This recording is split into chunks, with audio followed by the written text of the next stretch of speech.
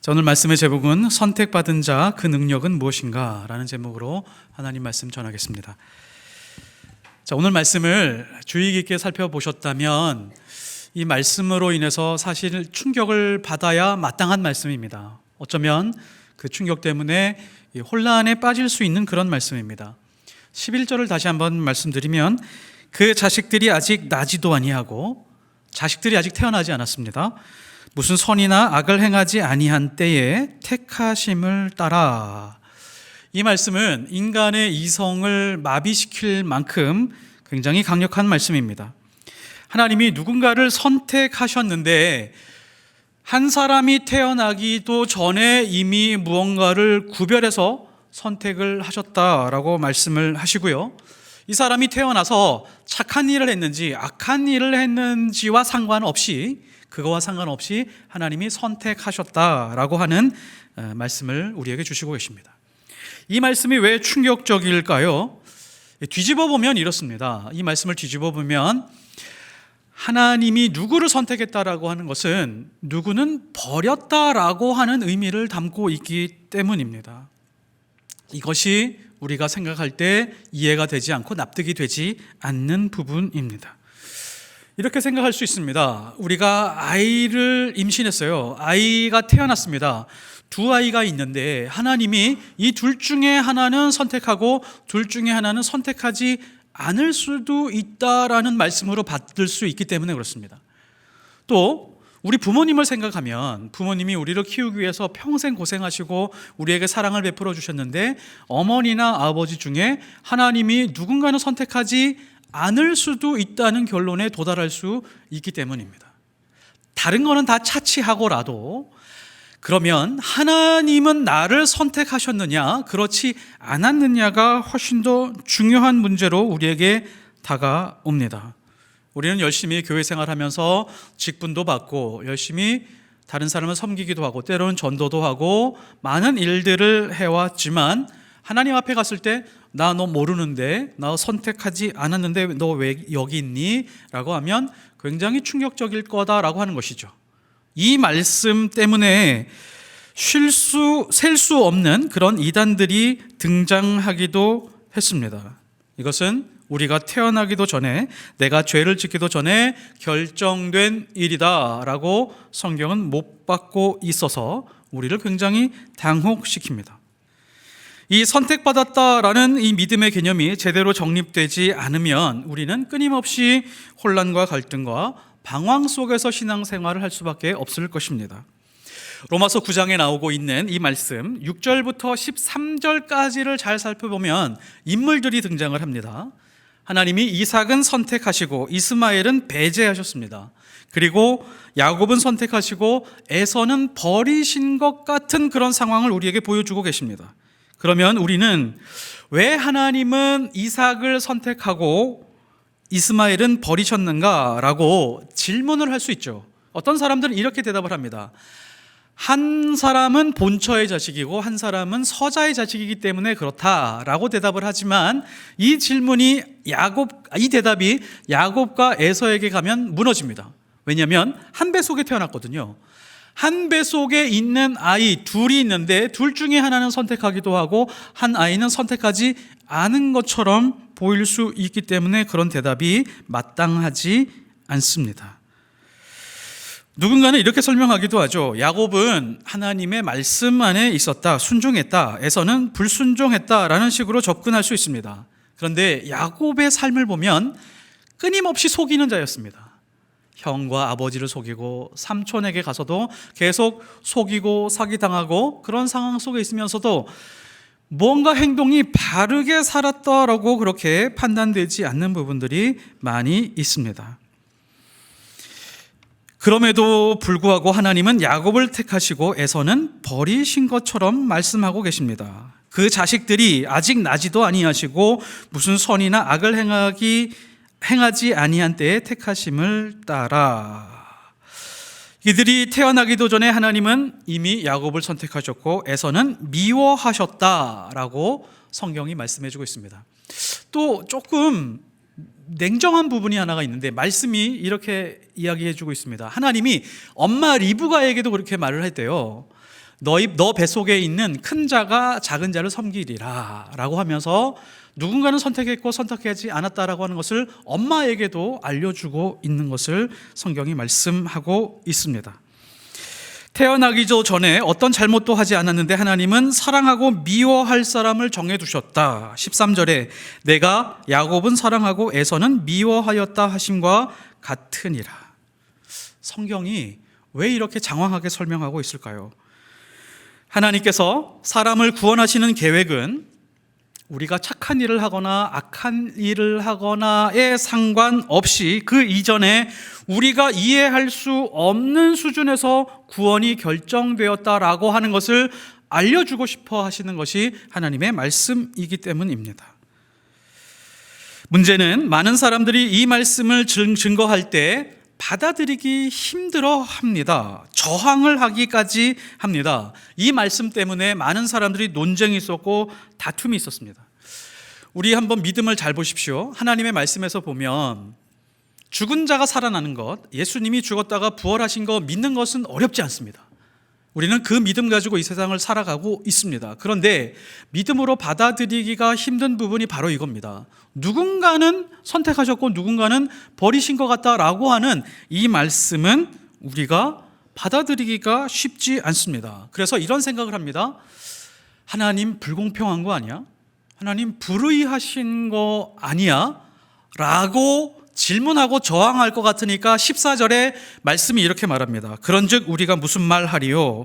하나님께 불의가 있느뇨? 그럴 수 없느니라 라고 못 박아 버립니다. 이 문제는 하나님이 불공평하느냐 불의하느냐의 차원이 아니라는 뜻이죠. 그리고 15절부터 뒤에 있는 말씀들에 이르기까지 성경은 인간의 이성에 조금도 양보하거나 타협할 마음이 전혀 없습니다. 모세에게 이르되 내가 긍휼히 여길 자를 긍휼히 여기고 불쌍히 여길 자를 불쌍히 여기리라 하셨으니 18절도 마찬가지입니다. 빈틈없이 선포합니다. 긍휼히 여길 자를 긍휼히 여기고 하고자 하시는 자는 완악하게 하시느니라. 이 말씀을 풀 수 있는 방법은 없습니다. 인간의 이성으로 이해할 수 없습니다. 오로지 하나님의 계시로만 수용할 수 있을 정도입니다. 우리는 여기서 더 많은 혼란에 빠지기 전에 서둘러 확인해야 될 것이 있습니다. 가장 급한 문제가 있습니다.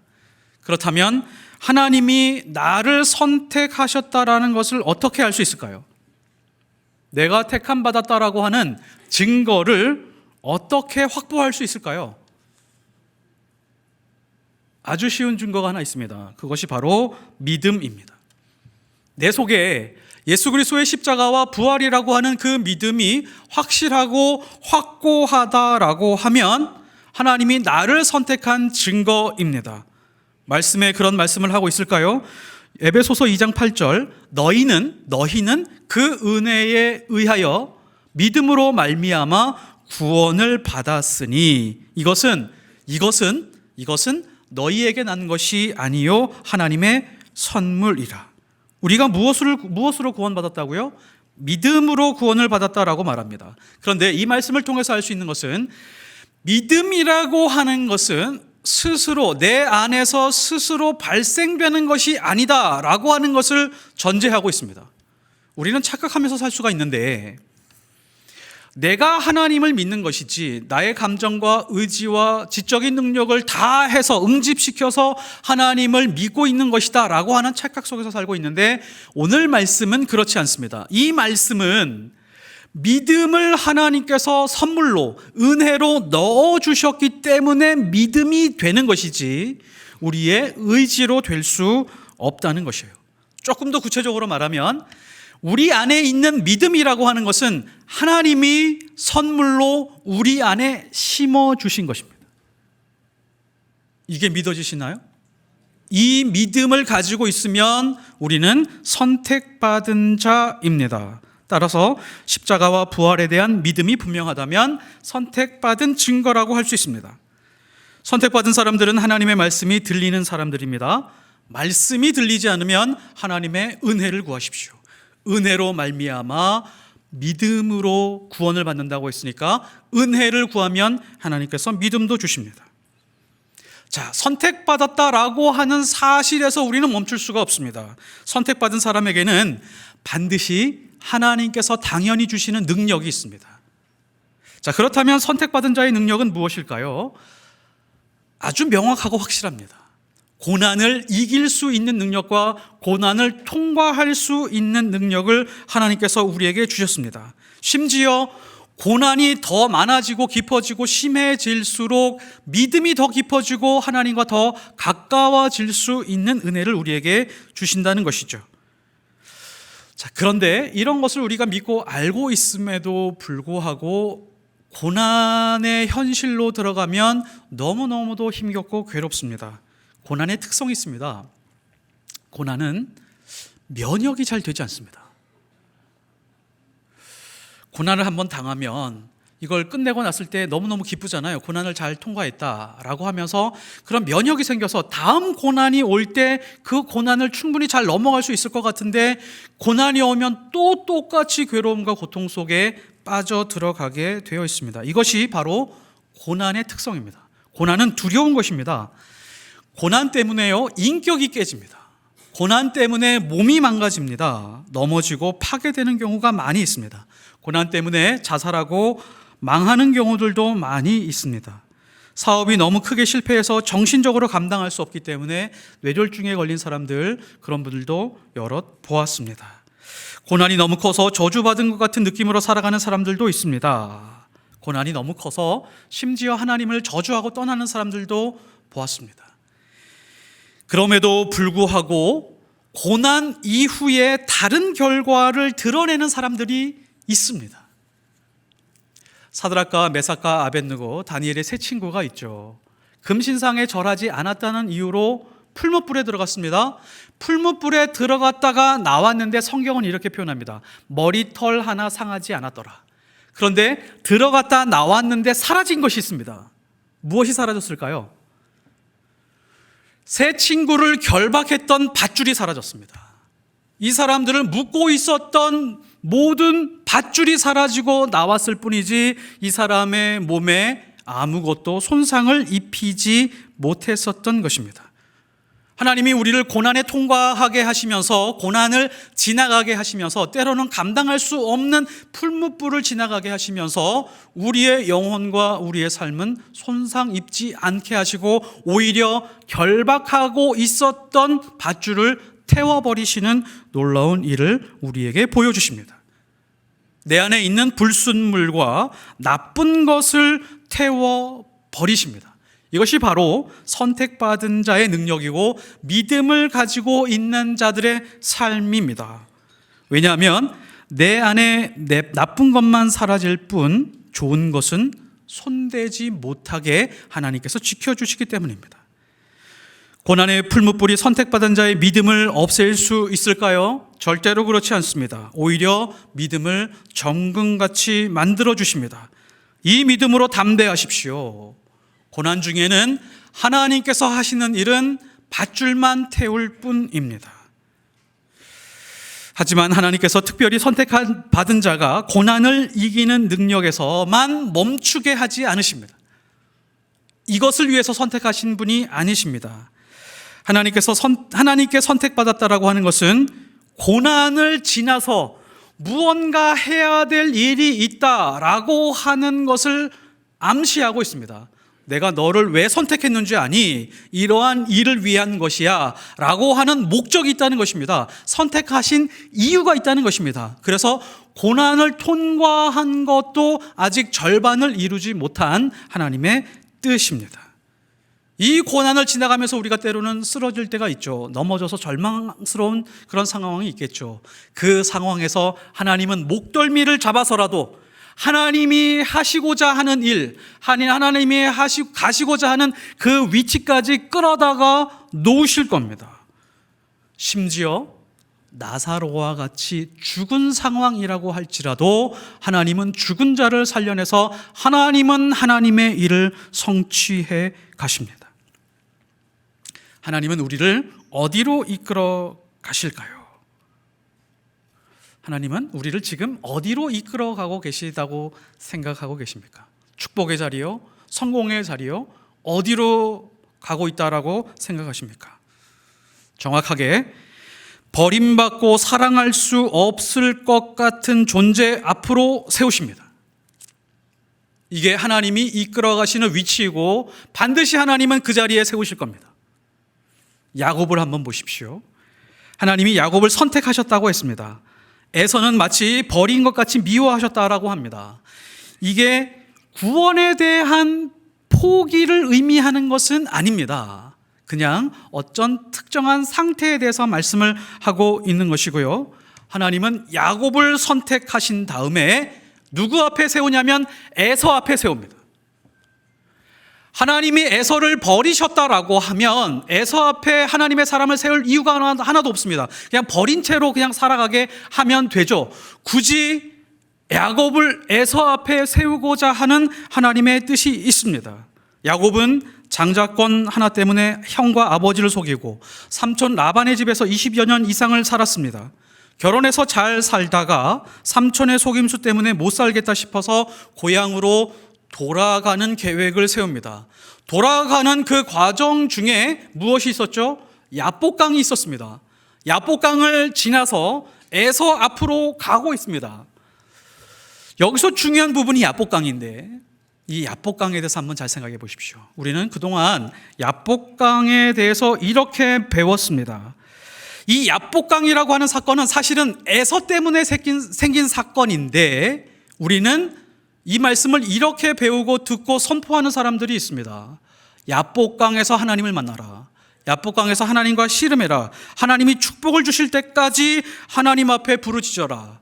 하나님의 보좌를 흔들 정도로 하나님 앞에 매달려라. 그러면 하나님께서 은혜를 부어주실 것이다 라고 하나님의 축복을 받으라 라고 하는 말씀으로 야복강에 대해서 말씀을 들었었습니다. 그러나 야복강에서 씨름은 하늘의 축복에 대해서 말하고 있는 것이 아닙니다. 하나님이 야곱의 인생을 이끌어가면서 야곱을 에서 앞에 세우기 위한 강한 의지를 보여주시는 곳이었고 그리고 에서는 그것을 거부하는 야곱은 그것을 거부하는 고집스러운 싸움의 현장이었습니다. 하나님이 굳이 에서 앞으로 끌어갈 이유가 없잖아요. 에서는 그냥 그 땅에서 잘 살면 됩니다. 에서와 야곱이 만나게 하지 않으실 수도 있었습니다. 야복강에서 하나님이 진짜 축복을 주시려고 하셨으면 너가 정말 에서를 두려워하는구나. 그래, 알았어. 내가 너의 두려움을 제거해 줄게 라고 하면서 에서를 피하게 해주실 수도 있었을 것입니다. 그런데 하나님은 조금도 양보하지 않고 에서 앞으로 이끌어가게 하시기 위해서 밤새도록 씨름하고 계셨던 것입니다. 야곱은 고집스럽게 하나님, 저는 못 가겠습니다. 저런 원수 같은 인간을 만나기 싫습니다. 하나님, 저를 제발 이 괴로움과 고통에서 구원해 주십시오. 원수 같은 인간을 만나기 싫어하는 야곱과 버림받은 것 같은 그런 에서 앞에 세우고자 하시는 하나님의 싸움이었습니다. 하나님이 왜 이런 싸움을 붙이셨을까요? 싸움을 하시고 에서 앞으로 세우셨을까요? 왜 그러셨을까요? 종교개혁자 루터가 이런 말을 했습니다. 인간은 사랑스러운 것을 사랑한다. 그러나 하나님의 사랑은 사랑스럽지 못한 것을 사랑하여 사랑스럽지 못한 것을 사랑함으로 말미암아 사랑스러운 것으로 만들어 버리신다. 무슨 의미인지 아시겠어요? 다시 한번요. 인간은 사랑스러운 것을 사랑한다. 당연한 거죠. 인간은 사랑스러운 것만 사랑하고 싶은 존재입니다. 그런데 하나님의 사랑은 사랑스럽지 않은 것을 사랑하게 하심으로 말미암아 사랑스럽지 않은 것을 사랑스러운 존재로 만들어가게 하신다는 겁니다. 누구를 그렇게 만들게 하기 위해서 선택하셨을까요? 하나님이 인간을 선택하시는 이유는 뭐냐면 너희는 사랑스러운 것만 사랑하는 사람이 아니라 사랑스럽지 않은 존재를 사랑하면서 사랑스러운 존재로 맞아들이게 하는 사람으로 우리를 선택하신 겁니다. 이것이 바로 하나님의 사랑이시고 하나님이 우리를 자녀 삼으신 이유이시고 예수 그리스도를 이 땅에 보내셔서 십자가를 지게 하신 가장 중요한 목적입니다. 하나님이 정말 사람을 누군가는 버리셨을까요? 하나님의 마음속에는 이 세상 누구도 버리고 싶은 마음이 없으셨습니다. 버리고 싶은 마음이 없으셨기 때문에 사랑할 수 없는 존재, 죄인이고 타락하고 원수되었던 인간이라고 하는 존재를 위해서 예수 그리스도를 보내신 겁니다. 사랑할 수 없는 그 존재들을 내가 사랑함으로 말미암아 사랑스러운 존재로 바꾸어서 내가 너희를 사랑하겠노라. 너희들도 이런 사랑으로 살아갔으면 좋겠다. 야곱을 에서 앞에 굳이 환도뼈를 쳐가면서까지 에서 앞으로 세우시고자 하는 하나님의 깊은 의도가 바로 이것입니다. 우리는 하나님의 사랑, 십자가와 부활을 믿습니다. 그 믿음만으로 하나님이 우리를 선택했다는 것이 확실합니다. 선택받았다는 믿음이 확고한 사람들은 불가능을 느끼지 못합니다. 실패도 의미가 있고 절망도 뜻이 있습니다. 나를 선택했기 때문에 절대로 망하지 않습니다. 아무리 고난이 있다라고 할지라도 담대할 수 있습니다. 심지어 인생의 가장 밑바닥에 있다라고 할지라도, 구덩이에 처박혀 있다라고 할지라도 수렁에서 건지시는 그 하나님을 우리는 반드시 경험하게 될 것입니다. 이 믿음은 하나님이 선물로 주신 것입니다. 만일 여기에서 멈추면 아직 우리는 하나님이 선택하신 이유에 대해서 잘 알지 못하는 것입니다. 하나님이 왜 우리를 선택하셨다고요? 하나님의 사랑과 은혜를 이 땅에서 충분히 누리라고요? 하나님의 사랑을 느끼는 시간보다 고난의 시간이 더 많던데요. 이 땅에서 하나님이 주시는 복을 누리고 다스리고 정복하게 하기 위해서 우리를 선택하셨나요? 아니요. 실패와 좌절과 절망이 훨씬 더 많던데요.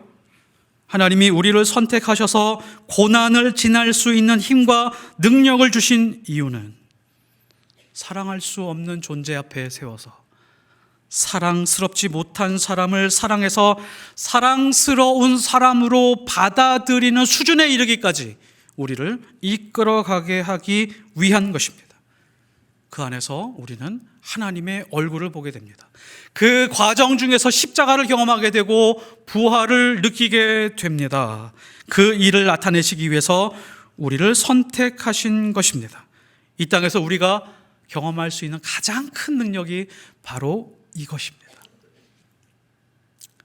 세상에서 가장 크게 부유해 본 사람들, 가장 크게 성공해 본 사람들, 좋은 일을 해본 사람들도 이 안에서 느끼는 경험과 그런 은혜를 경험하지 못합니다.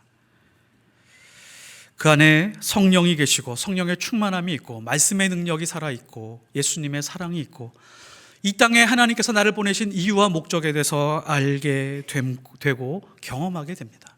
이것이 그리스도인의 능력이고 선택받은 자의 능력과 기쁨과 행복이고 낭만입니다. 이런 믿음으로 승리하시기를 예수 그리스도의 이름으로 축복합니다.